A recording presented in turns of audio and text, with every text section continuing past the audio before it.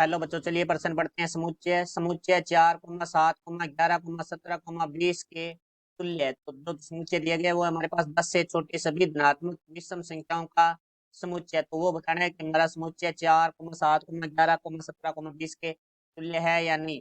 मुख्य अवधारणा, तो हमारा जो प्रश्न है वो समुच्चय से संबंधित है। तो इसके अंदर हम सबसे पहले बात करेंगे तुल्य समुच्चय। तो देखो भाई, हमारा तुल्य समुच्चय है वो क्या होता है।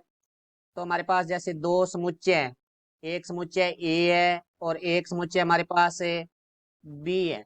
तो ये तुल्य समुच्चय होंगे जब यदि एन ए बराबर हमारा एन बी हो, अर्थात ए में अवयवों की संख्या और बी में अवयवों की संख्या वो बराबर है, तो ए और बी हमारे तुल्य समुच्चय होंगे।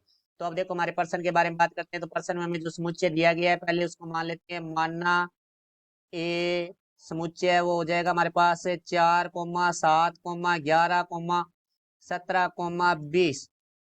तो यहाँ से देखो भाई, एन ए बराबर हमारे पास हो जाएगा 5, क्योंकि ए में अवयवों की संख्या है वो 5 है।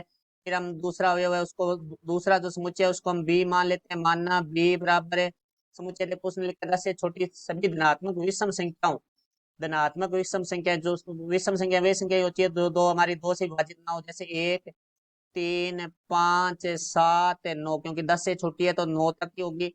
तो ये हमारी समुच्चय बी हो गया। तो अब हम बात करते हैं बी में अवयवों की संख्या। तो एन बी बराबर हमारे पास 5 है, क्योंकि बी में अवयवों की संख्या भी हमारे पास 5 है।